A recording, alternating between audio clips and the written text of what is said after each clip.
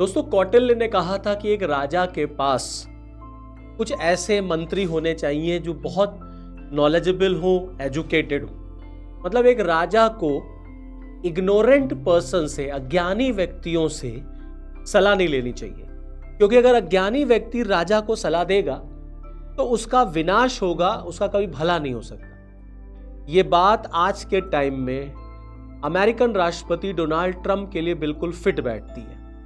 आज का जो क्लास, आज का जो सेशन, आज का जो टॉपिक है मेरा, वो दरअसल अमेरिका की हिपोक्रेसी, अमेरिका का जो दोगलापन है, उसको यहां पर धोता हुआ नजर आएगा। मैं आज के इस क्लास में, मैं आज के इस सेशन में अमेरिका के उस दोगलेपन को बेनकाब करूंगा। तो चलिए फिर आइए इस सेशन की शुरुआत करते हैं। दरअसल अमेरिका की तरफ से भारत के लिए, या ये कह लीजिए कि इंटरनेशनल रिलीजियस फ्रीडम पर रिपोर्ट जारी हुई है। उस इंटरनेशनल रिलीजियस फ्रीडम रिपोर्ट में यूएस गवर्नमेंट को, ट्रंप गवर्नमेंट को यह सजेस्ट किया गया है कि अमेरिकन गवर्नमेंट भारत में आरएसएस पर और रॉ पर बैन लगाए। आरएसएस और रॉ पर बैन लगाए। अब आप समझिए, राष्ट्रीय स्वयंसेवक संघ पर बैन लगाने की यहां पर डिमांड की गई है अमेरिकन प्रेसिडेंट से, मतलब अमेरिकन एडमिनिस्ट्रेशन से, ट्रंप एडमिनिस्ट्रेशन से, कि ये लोग भारत में रिलीजियस फ्रीडम का वायलेशन करते हैं। They are involve in attack on minorities, और रॉ पर भी बैन लगाने की बात की गई। तो बट ऑब्वियस ही बात है कि अमेरिका की तरफ से जो ये रिपोर्ट प्रेजेंट हुई है, ये अपने आप में ये दिखाता है कि किस तरीके से अमेरिका बायस्ड है और कैसे अमेरिका इंडिया को लेकर के अलग अलग तरह से कॉन्स्पिरेसीज रचता रहता है कि इंडिया अमेरिका के फेवर में, या अमेरिका के प्रेशर में, या अमेरिका के क्लब में आ जाए। और वो हो नहीं रहा है, वो हो नहीं रहा है। अमेरिकन प्रेशर में गवर्नमेंट ऑफ इंडिया आ नहीं रही है, मोदी सरकार आ नहीं रही।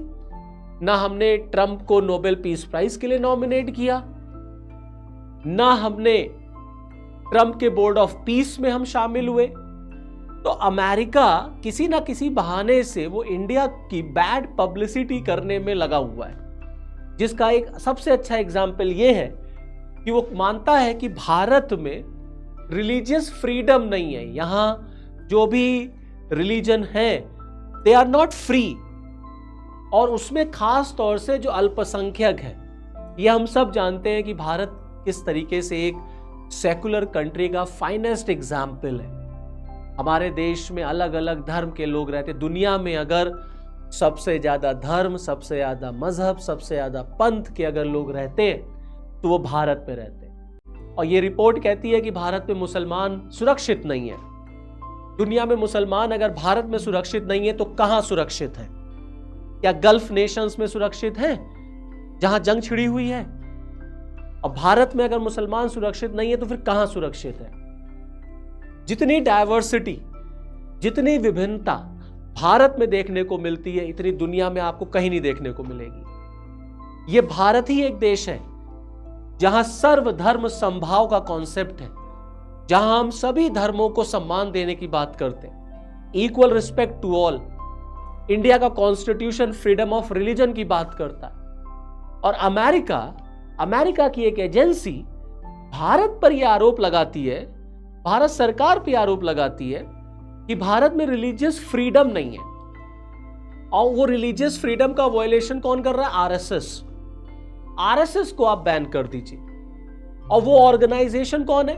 वो ऑर्गेनाइजेशन वो है जिसमें कुछ बायस्ड लोग मेंबर हैं, और वो ऑर्गेनाइजेशन है United Nations commission on international religious freedom. ये वो ऑर्गेनाइजेशन है। इनकी रिपोर्ट आती है।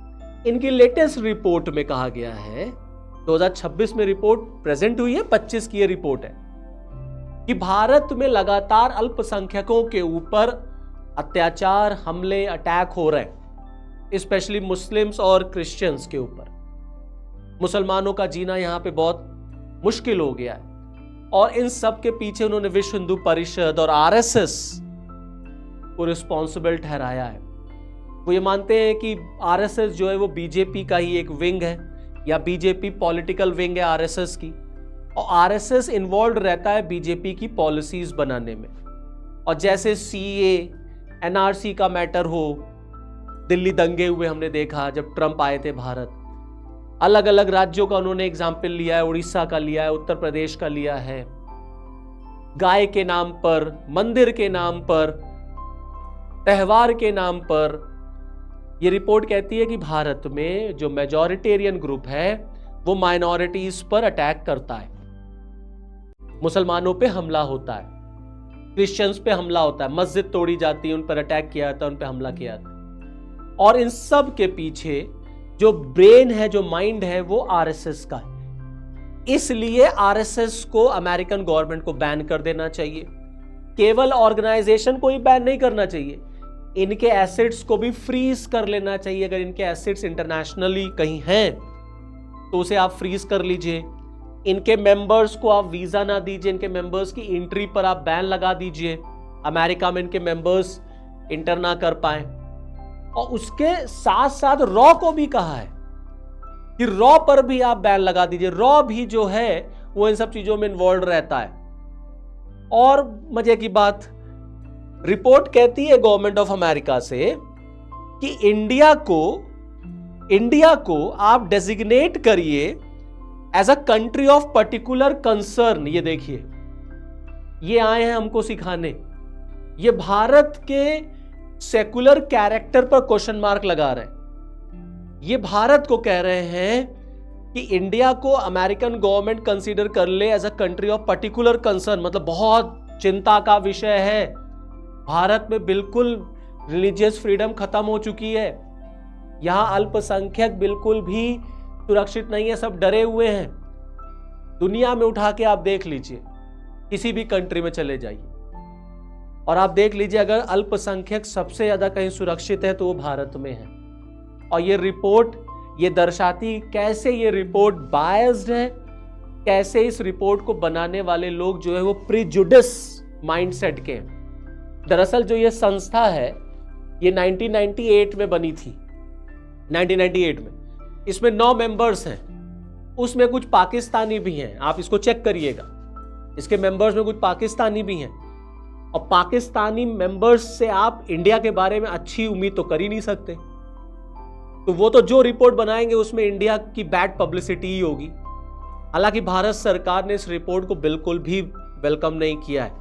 गवर्नमेंट ऑफ इंडिया ने कहा that this report is totally politically motivated, और ये रिपोर्ट जो है वो इंडिया की बैड पब्लिसिटी, बैड पिक्चर को प्रेजेंट करता है। We are not going to accept this report, this is biased report. ये भारत को बदनाम करता है, ये अमेरिका की हिपोक्रेसी को दिखाता है कि आप भारत जैसे देश को, जो इतना टॉलरेंट कंट्री है, आप कह रहे दैट इंडिया इज इंटॉलरेंट, और भारत में जो है वो अल्पसंख्यक सुरक्षित नहीं है, and India should be designated as a country of particular concern.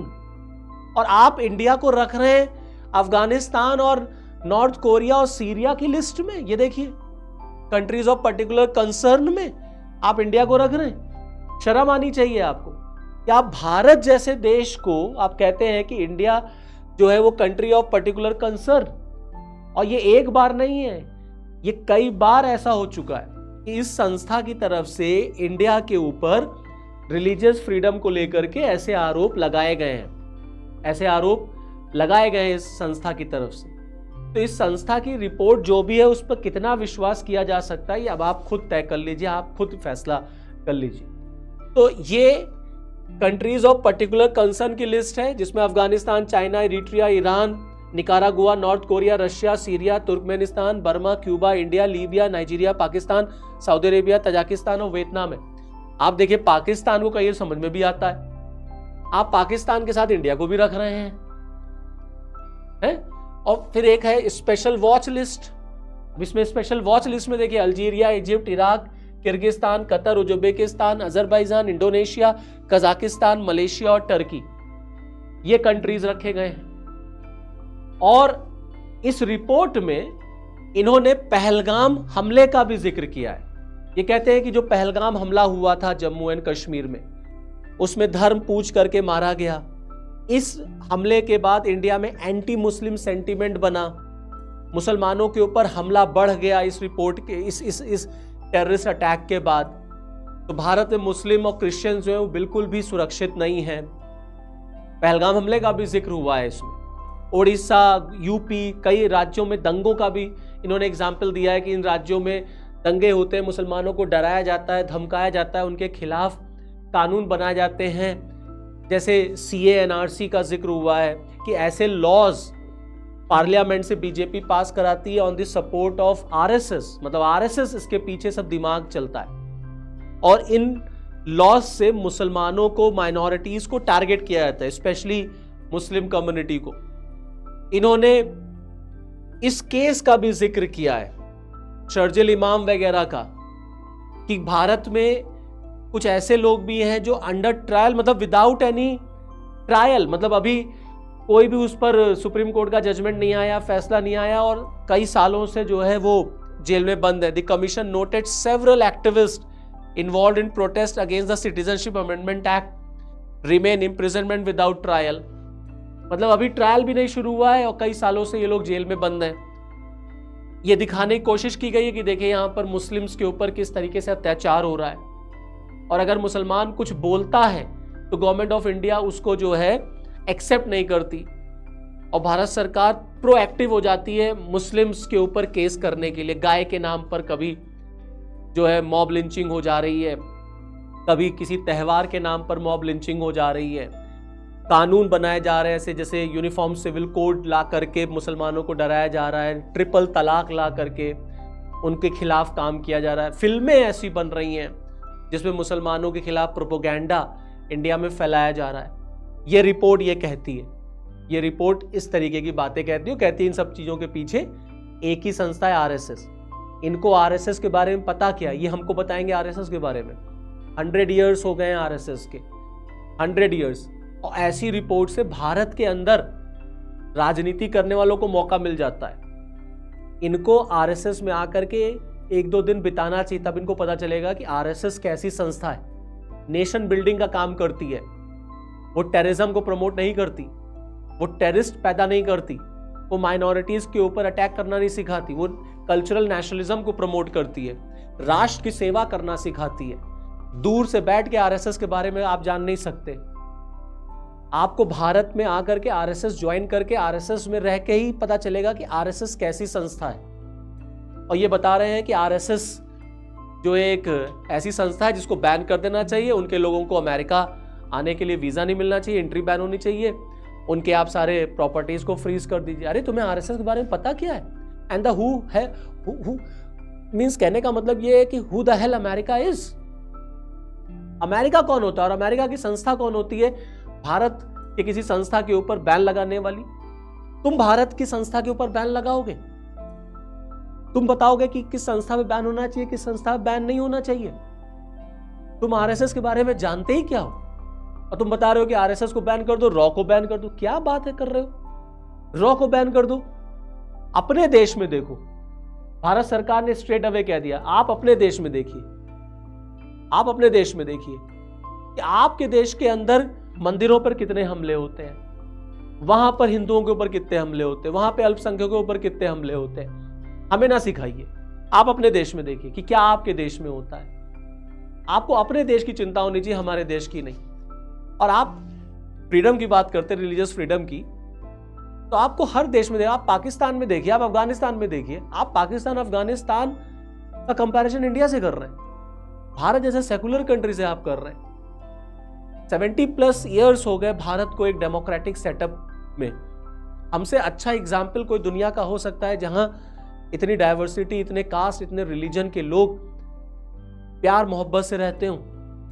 अलग अलग धर्म और पंथ के लोग अपना त्यौहार, अपना फेस्टिवल सेलिब्रेट करते हैं। अभी रमजान चल रहा है, नवरात्र शुरू होगा, उसके बाद फिर कोई फेस्टिवल आएगा। ऐसे इतने फेस्टिवल्स, इतने त्यौहार दुनिया में कहीं मिलते हैं आपको? और ये हमको बता रहे हैं, हमारे ऊपर आरोप लगा रहे हैं कि भारत में अल्पसंख्यक सुरक्षित नहीं। अरे तुम अपने देश में देखो, 2004 में ये संस्था भारत आना चाहती थी, डॉक्टर मनमोहन सिंह की सरकार, जिन्होंने वीजा नहीं दिया।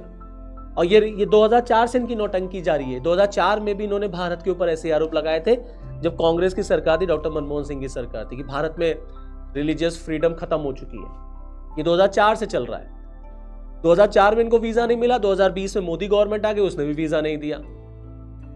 तो ये एक तरीके से ना गवर्नमेंट ऑफ इंडिया से भारत से चिढ़े हुए हैं, और क्योंकि इस संस्था में पाकिस्तानी है तो वो इंडिया को इसी तरीके से काम करेंगे। जैसे भारत ने जब चैंपियंस ट्रॉफी हुई थी पहलगाम हमले के बाद, और गवर्नमेंट और इंडियन टीम ने पाकिस्तानी टीम से हैंडशेक नहीं किया था, तो इस संस्था के जो पाकिस्तानी मेंबर्स हैं उन्होंने बड़ा इसका विरोध किया था कि ये गलत हो गया, ये नहीं होना चाहिए था, ये इंडियन टीम ने ठीक नहीं किया।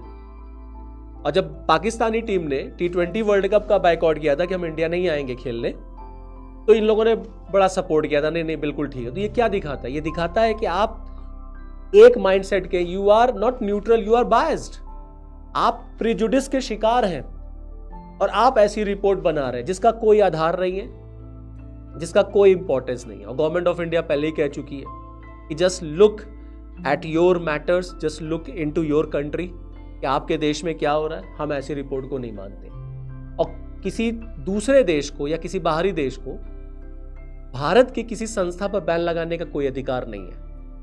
ऐसी रिपोर्ट्स जो हैं वो सिर्फ और सिर्फ देश के खिलाफ प्रोपेगेंडा फैलाती हैं और कुछ नहीं। तो चलिए फिर इस वीडियो में इतना ही। नेक्स्ट वीडियो में आपके साथ फिर मिलूंगा, तब तक के लिए जय हिंद।